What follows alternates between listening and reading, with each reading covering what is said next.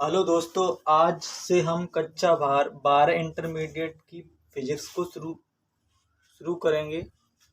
हम शुरुआत करते हैं फिजिक्स के चैप्टर नंबर 1 जो एनसीईआरटी में दिया हुआ है। पहले चैप्टर का नाम है वैद्युत आवेश तथा वैद्युत क्षेत्र। ठीक है, जो हमारे पहले चैप्टर का नाम है वैद्युत आवेश तथा वैद्युत क्षेत्र। इसमें हम समझेंगे कि आवेश क्या होता है, आवेश या वैद्युत आवेश। देखिए,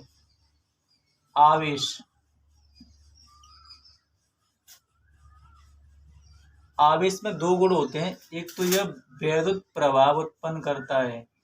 क्या उत्पन्न करता है? वैद्युत प्रभाव। और दूसरा करता है ये चुंबकीय प्रभाव उत्पन्न करता है। चुंबकीय प्रभाव। जो वैद्युत आवेश होता है वो एक तो वैद्युत प्रभाव उत्पन्न करता है और दूसरा चुंबकीय प्रभाव उत्पन्न करता है। तो देखिए, इससे हमारी डेफिनेशन बन जाएगी। वैद्युत आवेश की डेफिनेशन बनेगी, किसी पदार्थ का वह गुण जिसके कारण वैद्युत प्रभाव तथा चुंबकीय प्रभाव उत्पन्न होते हैं आवेश कहलाता है। देखिए, दोबारा समझते हैं इसे। किसी पदार्थ का वह गुण जिसके कारण वैद्युत प्रभाव तथा चुंबकीय प्रभाव उत्पन्न होते हैं आवेश कहलाता है। आवेश की दो क्वालिटी होती हैं, दो गुण होते हैं। एक तो ये वैद्युत प्रभाव उत्पन्न करता है और ये दूसरा होता है चुंबकीय प्रभाव उत्पन्न करता है। आप इन दो प्रभावों को याद कर लो तो आपका आवेश की डेफिनेशन पक्का हो जाएगी। ठीक है, इसकी दो क्वालिटी होती है, वैद्युत प्रभाव और चुंबकीय प्रभाव। तो आप लिखेंगे, आवेश की हेडिंग लिखेंगे, मैं बोल रहा हूँ, किसी पदार्थ का वह गुण जिसके कारण वैद्युत प्रभाव तथा चुंबकीय प्रभाव उत्पन्न होते हैं आवेश कहलाता है। ठीक है, आपकी समझ में आ गया होगा अच्छी तरह से। देखिए, अब चलते हैं हम आवेशन। आवेशन क्या है बेटा? देखो, समझो, ये हमारी कांच की छड़ है। क्या है ये? कांच की छड़। और ये है रेशम का टुकड़ा। रेशम का टुकड़ा। देखिए, जब हम कांच की छड़ और रेशम के टुकड़े को आपस में रगड़ेंगे, क्या करेंगे? आपस में रगड़ेंगे, तो इसमें क्या होगा? कांच की छड़ पर धनावेश आ जाएगा और रेशम के टुकड़े पर आ जाएगा ऋणावेश। ठीक है, जब हम कांच की छड़ को रेशम के टुकड़े से रगड़ते हैं तो घर्षण के कारण कांच की छड़ पर धनावेश आ जाता है और रेशम के टुकड़े पर ऋणावेश आ जाता है। मतलब कांच की छड़ से इलेक्ट्रॉन निकलकर इस पर चले जाते हैं, रेशम के टुकड़े पर चले जाते हैं। ठीक है, तो जब कांच की छड़ को रेशम के टुकड़े से रगड़ा जाता है तो घर्षण के कारण कांच की छड़ पर धनावेश तथा रेशम के टुकड़े पर ऋणावेश आ जाता है। इस घटना को हम आवेशन कहते हैं। ठीक है, समझ में आ गया होगा? तो लिखो इसे, जब कांच की छड़ को रेशम के टुकड़े से रगड़ा जाता है तो घर्षण के कारण कांच की छड़ पर धनावेश तथा रेशम के टुकड़े पर ऋणावेश आ जाता है। इस घटना को हम आवेशन कहते हैं। ठीक है, इस चित्र को नोट कर लो। अब चलते हम आगे।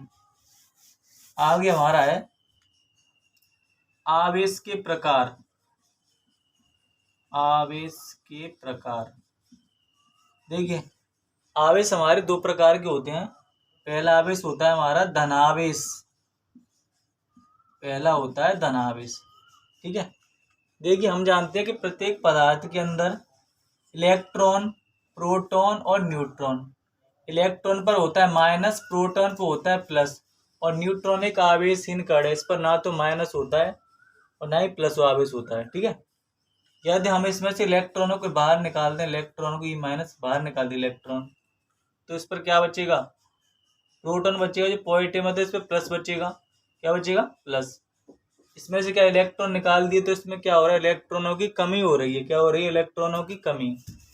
तो इलेक्ट्रॉनों की कमी के कारण उत्पन्न आवेश को धनावेश कहते हैं। इसमें से हमने इलेक्ट्रॉन को बाहर निकाल दिया, इसमें से बाहर निकाल दिया, तो क्या बचा? प्लस बचा, पॉजिटिव चार्ज, धनावेश। मतलब इलेक्ट्रॉनों की कमी के कारण उत्पन्न आवेश को धनावेश कहते हैं। क्या होता है? इलेक्ट्रॉनों की इसमें से कमी हो रही है तो इलेक्ट्रॉनों की कमी के कारण उत्पन्न आवेश को धनावेश कहते हैं। ठीक है। अब नंबर सेकंड होता है हमारा ऋणावेश।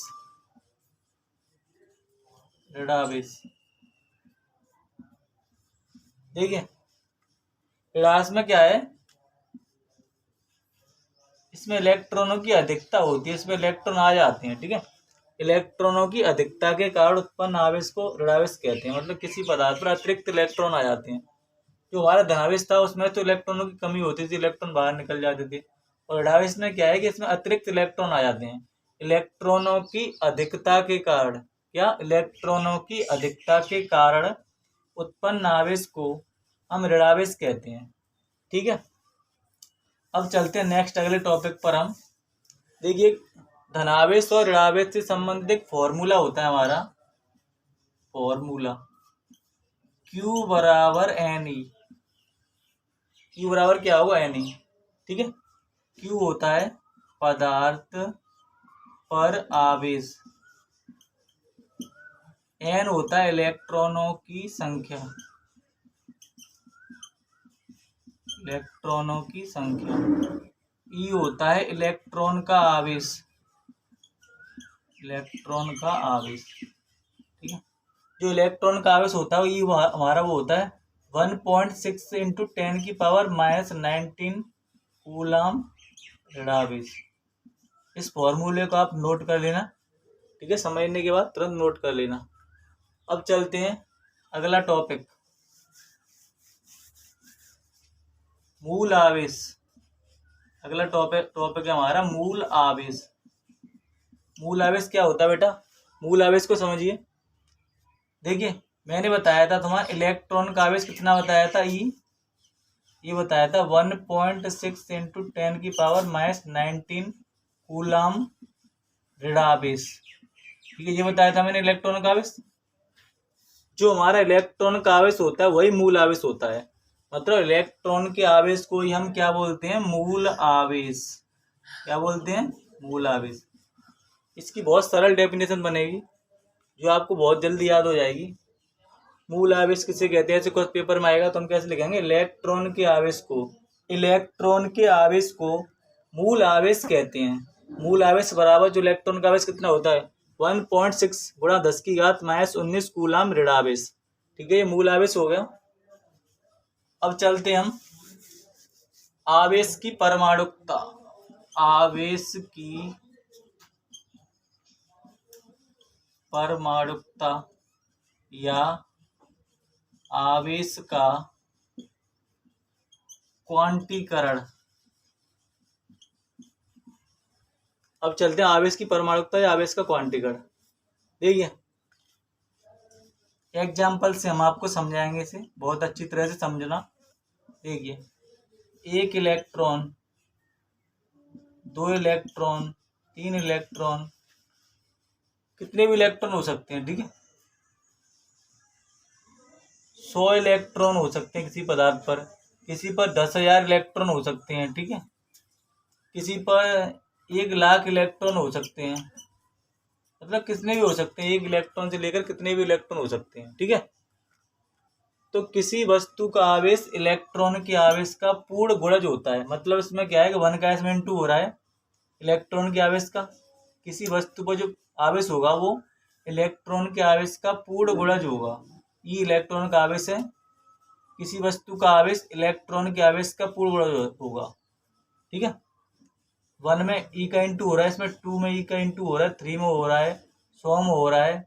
और इसमें जैसे किसी पदार्थ पर हमारे 1,00,000 इलेक्ट्रॉन है तो इसमें क्या इलेक्ट्रॉन के आवेश का गुणा हो रहा है, इलेक्ट्रॉन का आवेश ई, उसमें कितने 1,000 इलेक्ट्रॉन है। मतलब किसी वस्तु का आवेश इलेक्ट्रॉन के आवेश का पूर्ण गुणज होता है। मान लीजिए किसी पदार्थ पर हमारे 572 इलेक्ट्रॉन है। कितने हैं, 572 इलेक्ट्रॉन है। तो इसमें किसका गुणा हो रहा है, इलेक्ट्रॉन का ही हो रहा ना। किसी वस्तु का आवेश क्यों मान लिया, इलेक्ट्रॉन के आवेश का पूर्ण गुणज हो रहा है, मतलब पूरी तरह से गुणा हो रहा है इसमें। तो किसी वस्तु का आवेश इलेक्ट्रॉन के आवेश का पूर्ण गुणज होता है। इसे आवेश की परमाणुकता या आवेश का क्वांटीकरण कहते हैं। ठीक है, तो इसकी डेफिनेशन हम लिख सकते हैं,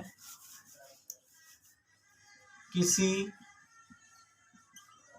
वस्तु का आवेश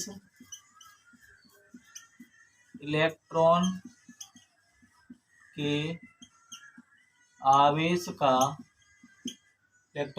का पूर्ण गुणज होता है। इसे आवेश की परमाणुकता या आवेश का क्वांटीकरण कहते हैं। ठीक है, इसका एग्जाम्पल हो जाएगा, example 1e 2e 3e 4e एडेडस। I hope आपकी समझ में ये वीडियो अच्छी तरह से आया होगा। ओके, धन्यवाद। जय माता दी।